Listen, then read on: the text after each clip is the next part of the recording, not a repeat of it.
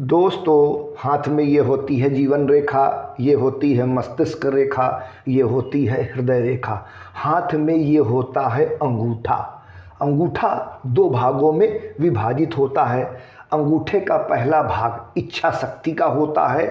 इच्छा शक्ति मतलब कार्य को करने की क्षमता, मेहनत करने की शक्ति, कार्य के प्रति जिद, इसको इच्छा शक्ति कहते हैं। और अंगूठे का दूसरा भाग तर्क शक्ति का होता है। तर्क शक्ति का मतलब सोचने और समझने की शक्ति, किसी भी विषय में बोलने की क्षमता, बात करने का ढंग, बोलने की कला।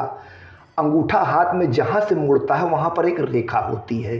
किसी के हाथ में एक रेखा होती है, किसी के हाथ में दो रेखा होती है। और इन रेखाओं के अलावा यहाँ पर अंगूठा जहाँ से मुड़ता है वहाँ पर एक यव का निशान भी बनता है। इस यव को बहुत शुभ, धनदायक और राजयोगकारी माना जाता है। अंगूठा जहाँ से दो भागों में विभाजित होता है वहाँ पर यव का निशान हो और अंगूठे के दूसरे भाग मतलब तर्क शक्ति वाले भाग पर 4 से 5 आड़ी रेखाएं हों।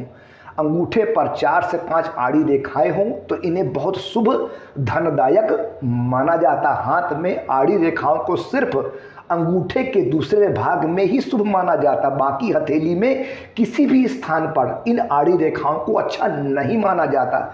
जिस भी जातक के हाथ के अंगूठे के दूसरे भाग में 4 से 5 आड़ी रेखाएं हों, ऐसा जातक कभी भी गरीब नहीं हो सकता। यह इस बात की गारंटी होता है। और शुक्र के पर्वत से 2 से 3 सीधी खड़ी रेखाएं शुक्र के पर्वत से निकले और अंगूठे में चढ़ जाएं और अंगूठे में प्रवेश कर अंगूठे के बने इस यव के अंदर प्रवेश कर जाएं तो ऐसे लोग करोड़पति नहीं, अरबपति नहीं, बल्कि खरबपति होते हैं। ऐसे लोग महाधनवान होते हैं, अथाह धन संपत्ति के मालिक होते हैं। ऐसे लोग हजारों की संख्या में लोग इनके नीचे काम करते हैं।